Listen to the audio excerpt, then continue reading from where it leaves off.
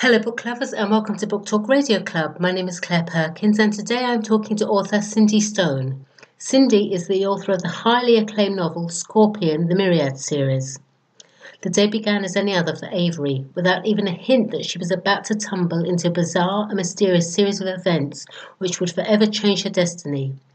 Dark powers, 10,000-year-old spells, mysterious monks, and martial arts. It's a book to get lost in, that's for sure, and I absolutely loved it. Hi, Cindy. First of all, welcome, and thank you for coming back on Book Talk Radio Club. Hi, Claire. Thanks so much for having me. Sure. I really enjoy talking with you. Oh, thank you.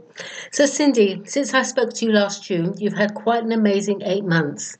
You won Book Talk Radio Club's Book of the Year, and you're also receiving some wonderful feedback and reviews from bloggers, including stunning novel and flawless writing. I guess when you're feeling a bit down, these motivate you somewhat.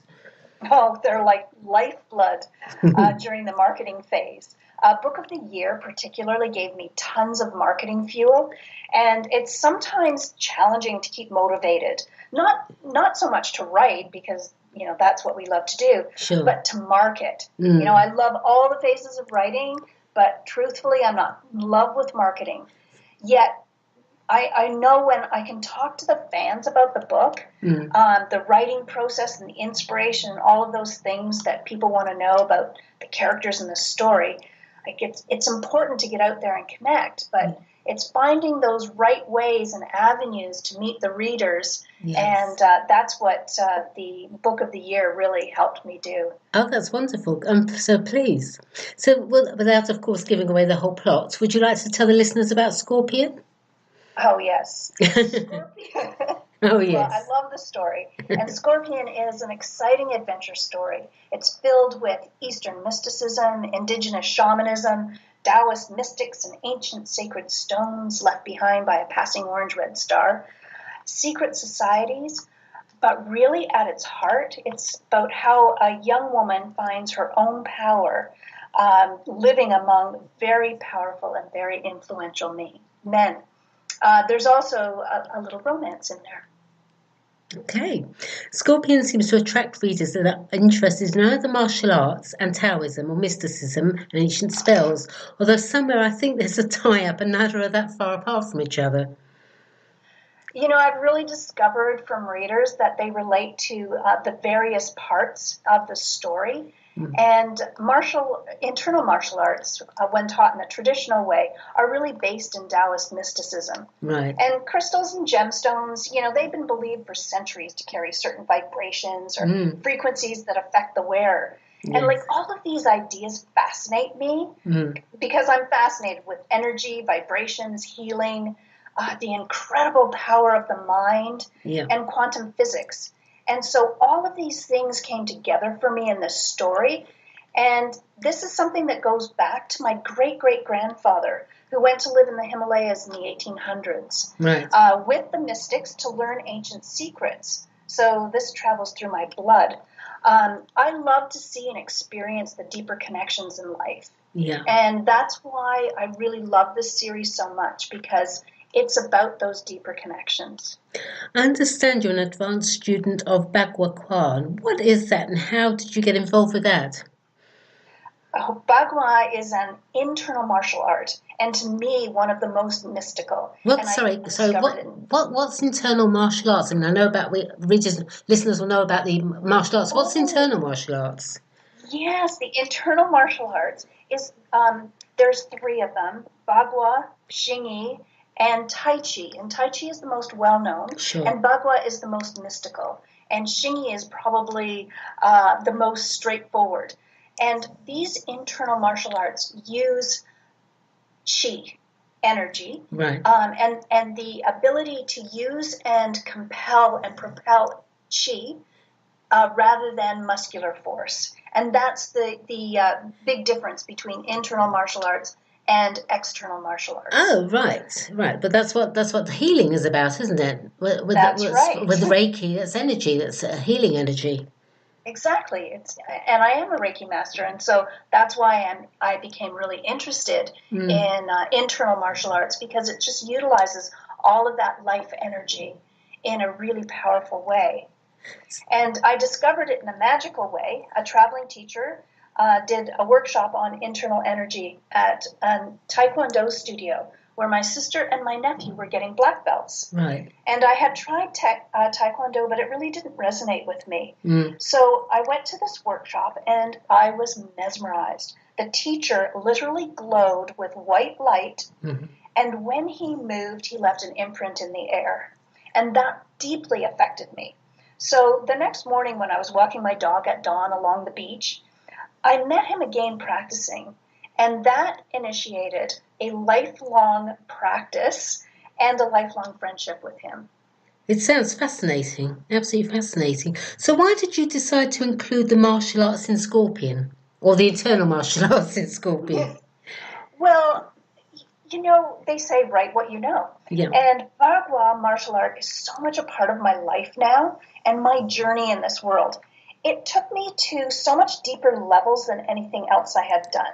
Right. And, I'm a practicing psychotherapist and a hypnotherapist and an energy healing. So exploring deep practices is something that I do. Right. I see people, young and old, struggling with life, feeling disconnected from themselves and from others. And I wanted to give this broader audience access to ancient insight practices that might inspire them to engage in them. And particularly young people who are so enchanted with vampires and werewolves and superheroes. Like, these mystical and spiritual arts are here now to learn from. Yes. And to bring about what I feel is a superpower. Yeah. They bring a more positive, more light into these darker times. Yes. And, maybe there's always been dark times, like the journals of my great-great-grandfather. He speaks about similar issues. But I really wanted, and I think we need to find more ways to bring out the good in people. Absolutely. To help people to reconnect with their natural selves in the natural world. And, we all know we've been destroying connections, and we've been living in this disconnected way. And I wanted to have this novel in an entertaining way shine a light on that, so that we nurture connections and we learn to live in connection with ourselves and others and our world. Well, I think the way you've done it by writing Scorpion, you've got it spot on. Well, thank you. You're interested in transformational journeys, and Avery, the main character in your book, certainly experiences one. Who is your greatest inspiration, the person that has gone through a transformational journey and come out victorious? Wow. I'm a practicing therapist, so I am the midwife to people's incredible transformations all the time. Right. I am always and forever honored to witness these transformations. And sometimes there's smaller moments of incredible victory, and other times there's phenomenal transformation of an extraordinary scale. But to me, they're both special. They're both just as valuable. Yeah. I suppose it's how it affects the person going through it, really, doesn't it? It really does. And I guess I have one client who overcame the most remarkable childhood experiences, and she became an incredible, loving, productive human being of great light. And I guess perhaps her struggle and her victory might be the most inspirational one for me, and probably for everybody who knows her, because she's just come such an incredible distance in her life. The cover of Scorpion is very eye-catching. Did you design it? Thank you. Yes, I did, along with my sister. We both had an idea of how it should look, and my nephew's wife took our ideas, and because she's a graphics designer, and she took it to the next level of amazing. I love what she did. And the woman whose eyes we used, unbelievably, her name is actually Destiny. Wow. Yeah. She's my nephew's half-sister, and she has the most amazing eyes. One with a scorpion in it? Yeah. Will there be a follow-up to Scorpion, the Myriad series, and if so, when? Yes, I'm working on the second book of the series right now. I'm not exactly sure when it will come out, but I hope it's soon, and I'm super excited about it. Oh, so am I. It will take readers to new places and experiences, and I have the opportunity now to open up the story elements and the mystery and the thrill and the adventure a little bit more, because all of the setup is done now. and the characters are evolving, and they're getting older, and so everything just deepens in this next book and gets more exciting. You wrote a book a few years back called The Incidental Guru. Please tell Book Talk Radio Club's listeners who your incidental guru was at the time. Oh, I had the best guru ever. It was my amazing rescue dog, Harry, who started out as such a rebellious and aggressive, awful beast and became the most incredibly sensitive and loving dog over an incredible journey that we made together that changed me and changed him. So you both went on a transformational journey together, I guess. You know what? Transformational journey, it's like the, I don't know, it's like my motif for my life. Where can Book Talk Radio Club listeners purchase your book, Cindy?